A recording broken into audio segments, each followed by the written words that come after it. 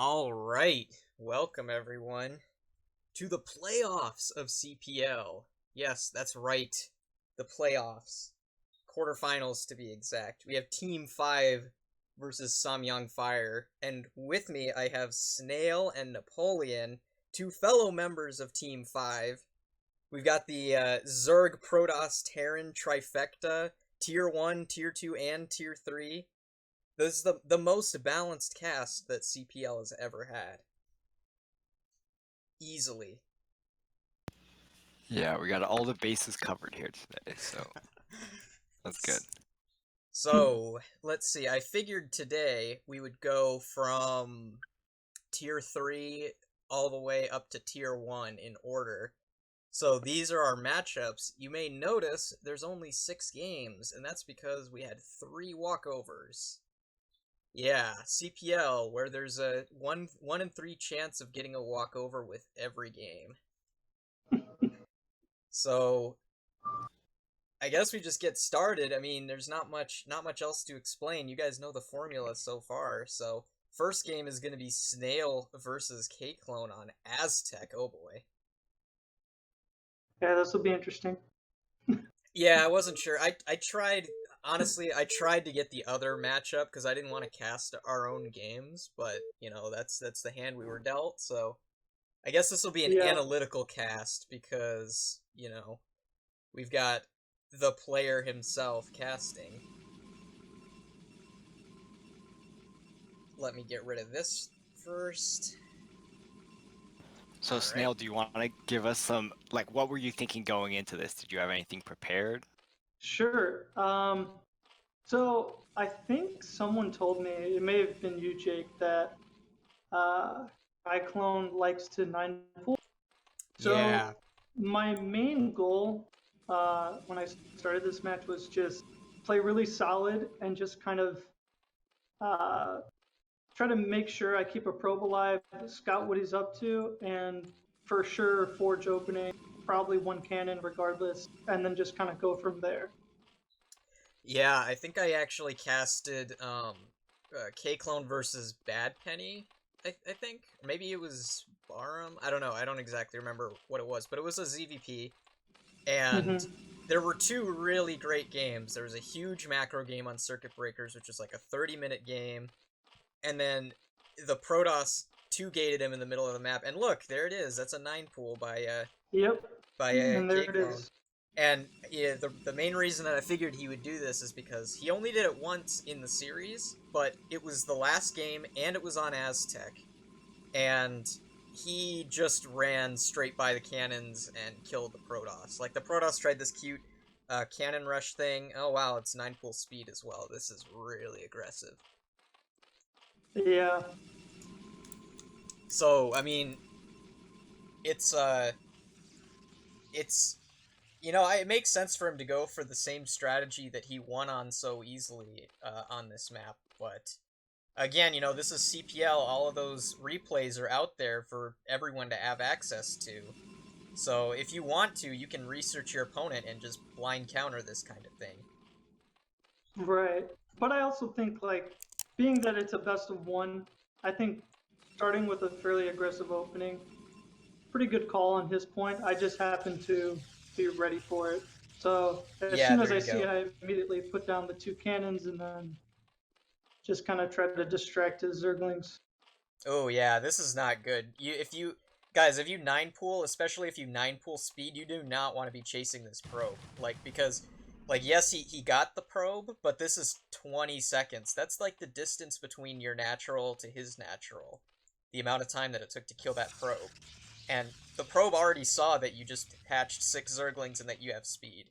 So the probe has seen everything that it needs to defend this, and this is the perfect response. If you see a 9-pool, especially with speed, you just want to go pylon, forge, cannon, cannon. And you should be totally fine against this. And he even goes, wait, what? What is he doing? So, okay. I don't think he's scouted me quite yet. So right now, he's just getting his Overlord into my base. Okay, yeah, you're right. So I think his Overlord stopped or something. Normally you don't send the Overlord, clockwise on Aztec because you see the main later than you would see the natural if you went counterclockwise. But Oh, makes sense. it can work for certain strategies, and yeah, so he delayed a long time with the probe in his main base, and he went the wrong way. So this is just he's not going to get by here, and I think he knows that. He doesn't even look at the wall. Yeah, he hasn't built any more lings, and he's pretty much just droning up and expanding here. So he's got at least the Protoss defensive in his base right now. Yeah, I think he's still fine. He's back on gas. Of course, the expansions are later, but and this is interesting. I don't ever see Zergs take this third base. I don't know if you guys have experienced this in your games, but I have never seen a Zerg take this base because Yeah, it's I so thought exposed. the positioning. Yeah, the positioning of it was not great. And I actually, well, I won't ruin it, but yeah, I'm surprised he didn't take the one that's left of his main, that's up the ramp, because that's a gas as well, right? Yeah, it is, and it's there's a very small ramp to defend. Normally, what you'll see is Zergs will put a hatchery below the hatchery at that base, and that'll extend the creep to the ramp, and you can just put Evos and Sunks, and Protoss is never going to break that base. So he's keeping his Overlord in the main, he can see your tech, and so +1 is researching, though. So this is the thing, I think this third base is really vulnerable to like a +1 speed zealot timing, personally.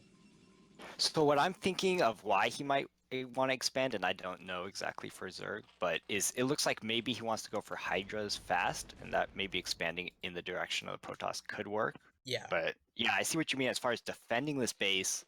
It will be tougher because yeah, it's a wider surface area to defend. Yeah, and this is 973, so it is an aggressive Hydra play, but I think it's really hard to do a 973 off of a 9 pool speed because your drone count for those early stages is really, really low. So, and actually this isn't even quite 973, he's a little bit oversaturated in his main, but his drone count is basically good. Ooh, and this is a nice Zealot timing right here. Before the Hydras are out, this is hitting right when you're vulnerable. Yeah, he kind of misplayed outside of my natural, and he ended up taking a bunch of hits to my cannons. I knew it was like 2 Zerglings versus 3 Zealots. I figured I'd get some information. And then I see the Hydras right as they're popping, fortunately. Yeah, you can catch Zerg off guard with this kind of thing because, you know, Zerg are kind of expecting you to be afraid, especially, you know, if they killed your probe, because, you know, once that probe is dead, that's a solid 4 or 5 minutes where there is no chance for the Protoss to get a look at your base. Unless they somehow sneak another probe in, or they run a Zealot by, or something like that. And so he looks like he's going to pressure at the front here with these Hydras, but... Let's see, has range finished yet? Yeah, range is about to finish. But, oh yeah, you need to build up a little bit more before you go for this kind of thing. And now these cannons are all going to get up. So the question is, do you go all in with this kind of thing? Personally, if I'm... Oh, he's continuing to make Hydras. So this is really all in at this point. Now, I don't really do this build very much, but when you see that many cannons making, you just want to start going back into drones as soon as possible. Because, yeah, you know, I would imagine 5 is too many. Yeah, well, yeah, and you know, this is the thing about PvZ that's really hard for Protoss is you can't judge whether this is all in or not unless you have that probe that's still alive, which is once they have Hydras out, that's basically never going to happen. And every cannon that Protoss makes, it slows down their Templar, it slows down their Corsair buildup. It hurts. It's going to result in a later third base as well. So everything slows down when you make these cannons. So by making Hydras, you're basically just smacking your head against a brick wall. You're never going to break this, and you're not getting yourself any further ahead. You're going to be able to contain Protoss, but eventually they're going to break out with Templar and a big Corsair ball, you know? Yeah, I'm actually not building Corsair at the moment, but I am getting Storm, and I think the legs are about 2/3 the way done. Yeah, it's quite difficult to even afford a single Corsair when you're defending against this kind of Hydra pressure, which is good, I mean, when you go for Hydras first, you give up. The Zerg is giving up a lot of scouting information as well because you don't have Scourge to fly into the main to figure out, if they're going for fast tech or if they've got a Reaver on the way or double Stargate. So they're basically just relying on delaying your tech enough by just throwing Hydras at you that those things won't be an issue.